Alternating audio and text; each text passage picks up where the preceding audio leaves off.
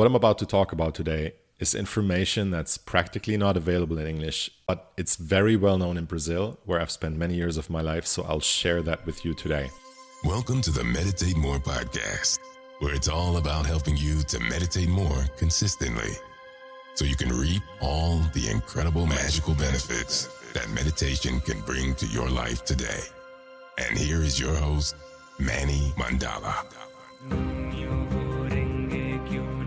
Hey, and welcome to another episode of the Meditate More podcast. And if you're here for the first time, make sure to subscribe because we have a great show for you today. We have some power-packed content. Today, we'll talk about spirits, entities, and channeling. A big topic in the spiritual community. A lot of people are talking about automatic writing. A lot of spiritual teachers channel. What's that all about, really? Next, we'll also talk about how meditation can help you, how it can help you have a better life. And specifically, we'll talk about how to use meditation to balance your life. I'm sure you know the feeling, there just aren't enough hours in the day. Hey, if we only had to take care of our health, there would be plenty of time to work out, to shop for healthy foods, to cook healthy meals. If we only had to take care of our career, everything would be fine. But there are so many balls to juggle, so how do we balance them properly? And you know, meditation is all about the Buddha's teaching of the golden middle path, the way of balance. So meditation is all about balance. We'll talk about that today. Third, we'll also talk about the nuts and bolts of meditation, the practical how-to stuff. And of course, we'll go in depth on the spirit world. What I'm about to talk about today is information that's practically not available in English, but it's very well known in Brazil, where I've spent many years of my life, so I'll share that with you today. And remember, I talked about how in 2004 I started really studying spirituality in great depth. I looked at all the religions, all their sub-religions. I looked at all kinds of other spiritual teachings like tarot, astrology, magic. And of all this stuff I looked at, Spiritism was probably the most interesting. So is that stuff real? Is it true? And on that note, don't believe anything I say just because I say it. Find the truth for yourself, as per episode 2 and 5. Very important stuff. So we'll talk about all that. Should be a pretty awesome show. Before we do, I want to recommend you listen to this podcast at 1x speed because all the fast listening accelerates our mind and hence works counter to meditation. And if you haven't listened to the previous episodes yet, I highly recommend you do that first because these episodes build on each other like a TV show. And final point before we get started, the best way to follow the podcast is on my website, mannymandala.com. That's where you can find everything else. All episodes in audio and video format, including download links and transcripts, links to all my social media and to all the podcast and video platforms I'm on, including tons of clips, and my complete meditation course, the Meditate More Challenge, for free. So go to mannymandala.com to check that out. That's M-A-N-N-Y, Manny Mandala, not Mandela, it's Mandala, mannymandala.com. All right, with housekeeping out of the way, we'll get started. And I noticed something interesting this week. I searched for meditation music on YouTube and I found it's almost all relaxation music. And that came as a bit of a shock, although I probably shouldn't be shocked. I know that easy stuff is what sells best, but meditation isn't about relaxation. I would never meditate on a break, for example, because it requires focus, or as the Buddha said, right effort, right? It's not about chilling out and blissing out. That's meditation, as we talked about in episode 1. Real meditation is about cleaning up the garbage in our minds and even in our subconscious minds so the light can shine through again, aka enlightenment. Anyway, let's get into the heart of the episode, into the meditation content. And in the Meditate More Challenge, I have another Shakespeare quote. There are more things in heaven and earth than are dreamt of in your philosophy. And that's from Hamlet Act 1, Scene 5. And let me tell you something. I've seen many of these things Shakespeare talks about because meditation can get you there. And you can too, because your true self is divine consciousness. We all are that divine consciousness. But it's been buried. It's been covered up with a lot of crud and dirt, and meditation is what cleans that out to unearth it again. And that's what we have to do. And that's why we meditate, right? And it's so worth it because your life will just magically transform for the better. The more you meditate, the more you make progress on this path. And I'll just give you another example of that. You know, one of my mentors once asked me which part of life I find the hardest. Is it running my business? Is it hiring people? Is it advertising? Is it eating healthy? Is it working out? Is it family obligations? What's really the hardest part? And my response was balance. Because any of these would be pretty easy if we had all the time in the world to do them, right? But how are you supposed to fit them all into 24 hours? And I think most people struggle with this, especially in today's society. That's the hard part.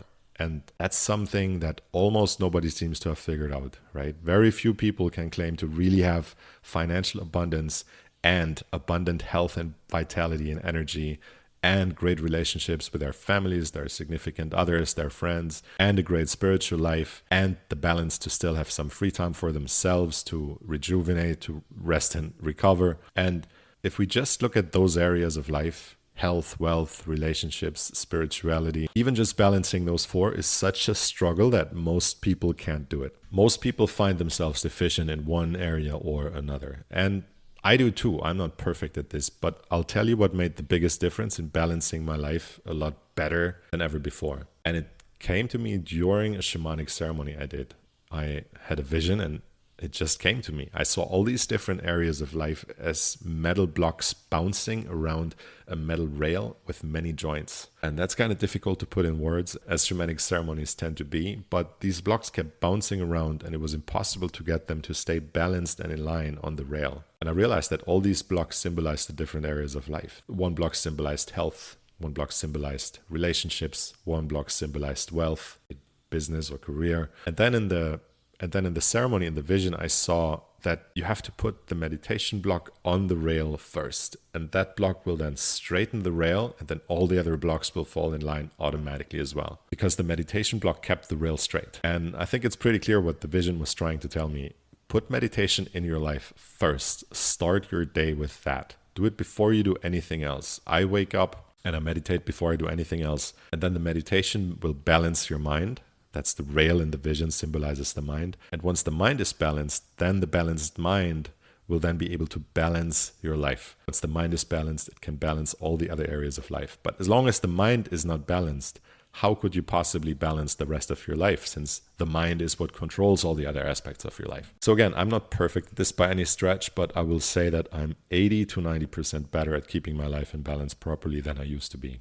So I can confirm this works, and I highly recommend you try it. Meditate first thing in the morning. Wake up and just go straight to the pillow and spend however much time you spend so you can keep your life in balance so it all fits into 24 hours, right? Which of course it never seems to do. And if you want to know all the nuts and bolts of meditation, all the practical how to meditate more, I can definitely help you with that. I created the Meditate More Challenge for you, and it's still free for now, and it's basically the meditation course I wish I had 20 years ago. And this week I received a few comments on my YouTube videos about the challenge. Let me just read one of them real quick. One listener writes, "Crazy stuff. I'm already shocked about my results after 15 days of daily meditation. All at once, there are memories out of my childhood I would not have thought are still accessible. They are so clear as if no time passed since then." So that's the same result that I talked about in episode 5, and congratulations to that listener, because it took me a lot longer to get that result. I didn't get that so quickly, but then again, I didn't know what I was doing. It's good to know exactly how to meditate for real, right? And the rest of the comment, I simply can't wrap my head around that. Never had any meditation results before your challenge at all. By the way, she commented previously that she used to meditate a lot, just without results, and that's why she stopped. And I think that's the story of most people, right? Most people get into meditation and they never really get past the dabbling stage because it seems like nothing's happening. There's just not any results that seem to justify all the time we spend on it. Because if you do it every day, even if it's just 20 minutes, it adds up. It's a significant time commitment. But that's because most people aren't really meditating. And I explain on day 3 of the challenge what I mean by that, what real meditation really is and what it's not. I'll just give you a hint. The most popular technique these days isn't real meditation. It's a controversial statement, but I think if you read day 3 of the challenge, you'll agree. So if that sounds interesting, go to meditatemorechallenge.com and sign up for free. I think you're going to really like that one. But I want to move on. I want to get to the most important part of the podcast, the Dhamma discourse. And today we'll talk about the spirit world. And that's a topic that crossed my path in a very synchronistic way. 2 friends of mine who don't know each other both said, "You have to read this book," within one day of each other. And it was a book I'd never heard of.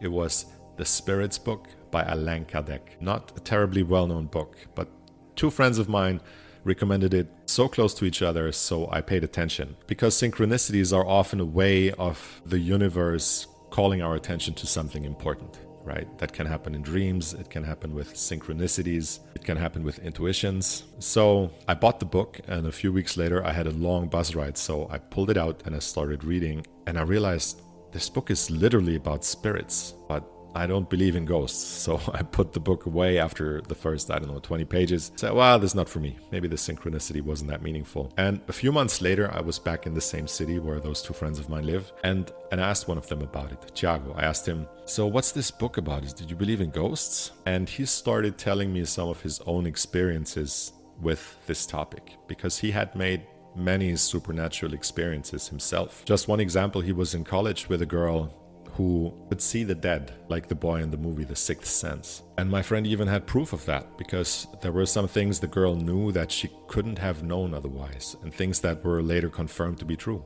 sometimes even 6 months later. And my friend had many stories like that. And he was real shook up about some of these stories. It wasn't like he was trying to be a dramatic storyteller.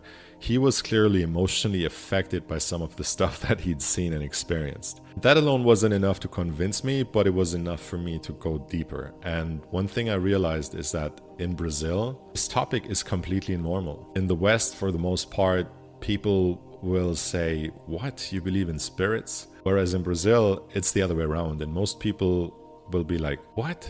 You don't believe in spirits?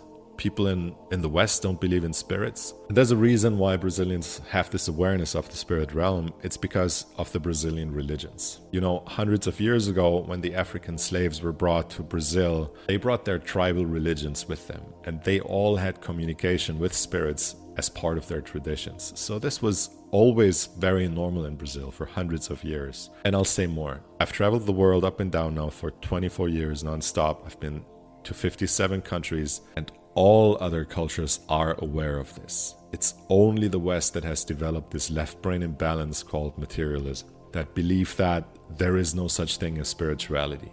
There is not even consciousness outside of the brain, right? This idea that consciousness is actually just a side, an epiphenomenon of matter. It's just biochemical processes in the brain that give us the illusion that we're conscious. Well, then who is it giving the illusion to?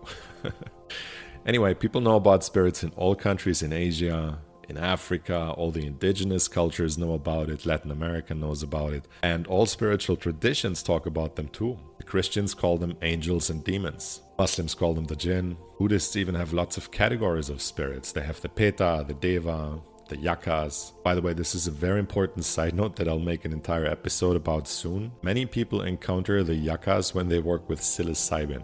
But topic for another episode. Stay tuned to the podcast and we'll get in depth about that one as well. So anyway, in the next few months, I investigated and I went after the topic. I wanted to find out, is this real? What is it? What does it mean? What's this all about, right? And I got invited to some spiritist centers. I went to seances and voodoo temples in Brazil. By the way, there's both black and white magic in those. They call it Mesa Preta and Mesa Branca. Just like Freemasonry there's dark masonry and there's light masonry, right? So I went to spiritist meetings, I went to tarot readings by mediums, and even a woman who channeled spirit with a water glass. It was fascinating. She was looking at this big water glass and she was seeing something in the glass. And that was maybe the most interesting part, because she had never met me before. She didn't even know anyone I know. And this was before social media, so she couldn't have looked me up online. There was not even MySpace yet. And she talked about me and my life for 30 minutes straight, and every single word was on point. And I know what some of you are thinking. It's illusionism, it's cold reading, it's sleight of hand. I know about cold reading and all that stuff. What she said was way too specific and way too detailed and way too precise. I'll tell the whole story some other day. One thing that's interesting is that this same woman, one who read in the glass, told me that Allan Kardec is my spiritual path. That's the book that crossed my path with this synchronicity, right? That two friends of mine recommended all at once. And I can't even say I was totally convinced, but I decided to keep going deeper and research more. So here's the story. The author of that book was Allan Kardec. He was born in 1804, more than 200 years ago in France. And he was a student of the famous Pestalozzi, and he became a respected scientist in Paris. And specifically, he was a scientist studying mesmerism and magnetism. And in those days in France where he lived, seances became very popular. A lot of people were into them. It was en vogue, right? It was fashionable to do seances and to call on the dead and to call on the spirits. But the early seances were very simple. It was something that was called table turning, meaning people would get together and sit around a table, and then they would close their eyes and invoke the spirits, and the tables would turn or bounce or jump or dance. And Allan Kardec, as a scientist, he was very skeptical of this phenomenon, and he said there's got to be a scientific explanation here. Maybe it's something to do with some form of magnetism that we don't know about yet. So he started attending the meetings and he applied the scientific method to what he found. And he realized that there are actually intelligent communications taking place. So it couldn't just be magnetic force moving objects. And then he said, if this is real, then it's the most important discovery that has ever been made, because it can answer so many of the big philosophical questions that humanity has been wrestling with for thousands of years, right? And he said, stop asking the spirits about trivialities. Stop asking, where did grandma hide her jewelry before she died? Stop asking, is my husband cheating on me? Ask about the things that really matter, about the meaning of life, the afterlife, the big philosophical questions. Because the spirits are on the other side of the veil. They can see things we can't see. So he founded the Society of Spiritist Studies and worked with a lot of other people to get to the bottom of this. And he worked with over 100 Spiritist groups in many different cities, and he had correspondence with all of them. So he received a ton of channeled information, and mostly at the time that was automatic writing. There wasn't a lot of channeling going on yet like we know today. And so he started applying the truth discovery method that we talked about in episode 5, the trivium, to all the communications he received. Because he realized pretty quickly, just because an information is channeled or received via automatic writing or in a seance or from a spirit, doesn't mean it's automatically true. That information still has to be vetted and filtered, just like any other information we look at. But he started asking all the big questions, like, what is God? What's the meaning of life? What happens to us after we die? Why are we here on earth? Do we choose our lives before we're born? Is suffering a punishment or a lesson? Are some people born evil? Is there such a thing as a soulmate? Why do bad things happen to good people? So he started sifting and sorting all the information he received, and he put over 1,000 of the questions he asked the spirits and all their answers in one book. That's the Spirits book. That's the book my two friends recommended basically at the same time. So very, very much worth your time. Not to be taken as absolute truth just because it's from beyond, but as always, the lessons from episode 2 and 5 apply, right? The lessons about how to find truth, but very, very much worth your time. Check it out. It's Allan Kardec. Allan is his first name. Kardec, the last name is spelled Kardec, the Spirits book. And that raises the question, why have you never heard of this? And the answer is it was censored by all the dominant institutions. But they couldn't censor it in Brazil. In Brazil, that information fell on fertile ground precisely because Brazilians already had all these African religions that already dealt with Spiritism and spirit communications. So right now, there are tens of millions of Spiritists in Brazil, and it's basically as common as the church. And the interesting thing is that even most gringos in Brazil don't know, and I have never come across this stuff in English. And it's probably because most people, even if they go to Brazil, they don't get exposed to this stuff because all the information is in Brazilian Portuguese. And even most gringos who've lived in Brazil for many years have never heard about it. A big part of that's probably because most people don't speak Portuguese, even if they live in Brazil. It's not a super easy language. And I think partially it's because most gringos aren't really interested in this stuff, right? We come from a very materialistic culture. Most gringos are either atheists or they belong to a church or they're more into the New Age meditation stuff. So anyway, what are the spirits saying? And I'll leave that for another episode, but the core teaching is natural law. There's an entire chapter in the Spirits book from almost 200 years ago that's called Natural Law, and the spirits all boil it down to, can you guess? The golden rule.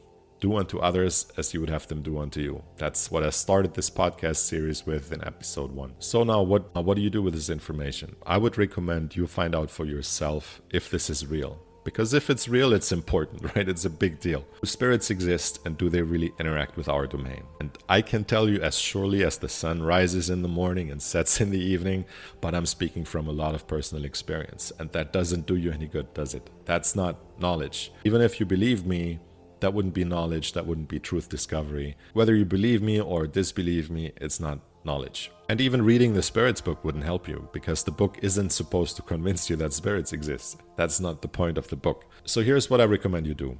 If this topic is new to you, ask 20 people you really trust, 20 people you know wouldn't BS you, and ask them, hey, have you ever had any kind of supernatural experience? Do you believe in ghosts or spirits? Have you ever had any kind of apparition or any experience with that kind of stuff? Have you ever participated in a seance? What have you experienced? And I can pretty much assure you that if you ask enough people, you will find someone who has personal experience with this. So that's going to be your gateway. And then you're going to have to make your own experience with it if you really want to go deep. In Brazil, that's extremely easy because it's extremely common, but you have to speak Portuguese for most of it. In Brazil, there's Candomblé, there's Umbanda, there's Macumba. Of course, there's Kardecism, that's the Spiritism based on Allan Kardec's work, the Spirits book. I would just recommend you don't experiment on your own because it's not to be trifled with. You want to have someone experienced guiding you in this endeavor. And then study it. Then go after the information and apply everything we talked about in episode 5 to discover the truth about it. Allan Kardec wrote 7 books and tons of magazines. The most important one is, of course, the Spirits book, but he also wrote the Mediums book. And I've already had people ask me this question. I get communications from Beyond the Veil. I get downloads. What do I do here? Read the Mediums book. He has a book called The Gospel According to Spiritism. That one goes way deep into the Golden Rule and into all the natural law teachings. And he has a book called Heaven and Hell. That book is about the question, what happens after death? Even most occultists don't know the answer to this question, but we can ask the dead because they are there. So that's the book Heaven and Hell. And once more, I can't stress this often enough, use discernment with all this information, because when I started communicating with the spirit realm, at first I was like, wow, these are such amazing insights. And after a couple of months, I realized that some of the downloads I got contradicted other downloads I got. So I was like, okay, I got to go back to Brazil and talk to people who have a lot of experience with this topic. And I spent maybe 7 or 8 months, and eventually I just came back to the Mediums book by Allan Kardec that has a great explanation on how to filter these kinds of communications. And it's basically the trivia method we talked about in episode 5. And that's the big mistake the New Age movement makes when it comes to channeled communications. A lot of people take anything as truth and pure insight just because it's channeled, and we have to be very discerning with all this information. Because yes, they're on the other side of the veil, but they're still just human. Look, a spirit is basically a human without a body, and a human is basically a spirit with a body. So some of us are incarnate and some are not, but we're all just souls, we're all just spirits. Some of us have a body and some of us don't. And that's a bit of an oversimplification because there are all kinds of different spirits, different degrees of spirits. Let me quote from the Spirits book about that real quick. Spirits belong to different classes and are not equal to one another either in power, in intelligence, in knowledge, or in morality. Those of the highest order are distinguished from those below them by their superior purity and knowledge, their nearness to God, and their love of goodness. They are angels or pure spirits. The other classes are more and more distant from this perfection. Those of the lower ranks are inclined to most of our passions, hatred, envy, jealousy, pride, etc. They take pleasure in evil. Among them are some who are neither very good nor very bad, but are teasing and troublesome rather than malicious. They're often mischievous and unreasonable and may be classed as giddy and foolish spirits. So see, this is why channeled communication is a mixed bag, and you can never accept something as truth just because it was channeled or just because it was an insight you had while working with plant medicines or entheogens. And I'll leave you with a quote from Barbosa from the movie Pirates of the Caribbean. You best start believing in ghost stories. You're in one. All right, and now I have a few more very important points. Make sure you stick around for these because we have some absolutely life-changing killer content coming up next week, and I'll tell you all about that in a second. First, if you like this episode, you'll probably love the Meditate More Challenge. That's my complete meditation course, and it's absolutely free for now. Go check that out at meditatemorechallenge.com. And I'd like to ask you a quick favor. If you know someone else who's interested in these topics, in spirituality, in meditation, in the spirit realm, send them to mannymandala.com. That's MANNY, mannymandala.com. And if you want to share specific episodes, I just set up links to make that easy. Episode 1 is mannymandala.com/1. Episode 2 is mannymandala.com/2, and so forth. And if you haven't listened to the other episodes yet, I recommend you go over the archives. Start with episode 1 and go in order. I honestly think it's going to change your life. And subscribe to the podcast, of course, because next week we'll talk about meditation and productivity. How meditation can make you more productive and reduce your stress at the same time. And with that, of course, comes success in career, in studies, in business, and financial abundance. We'll also talk about why is there so much suffering in the world, if there is a higher spiritual order, if there's divine justice and karma. And given the common assumption that most people are basically fundamentally good. I mean, of course, there are some criminals and psychopaths, but most people aren't out there stealing and killing. then how are things going so wrong? Why is there so much suffering in people's lives and in the world at large? How can we explain that? I read the answer to this question in one of Allan Kardec's books more than 20 years ago, and it was one of two answers I did not like, and it shocked me, and I kept thinking about it for days. But it took me honestly almost 2 decades to really wrap my head around it. So I'll demystify that for you next time, and we'll also look at one question from Allan Kardec's writings, the question, what is God? All that and more in the next episode of the Meditate More podcast. Subscribe if you want to be notified right away when the episode drops. And the best way to subscribe is to hit the giant yellow button on my website, maddymandala.com. So thanks so much for listening. I'll see you on the next episode. So make sure to subscribe to the podcast now. And special thanks to Mariano Rugin and Lex van Zomeren for providing some of their music for the podcast. Thank you for the music, guys. I really appreciate it. And remember to meditate more, meditate more, meditate more, because it is so worth it.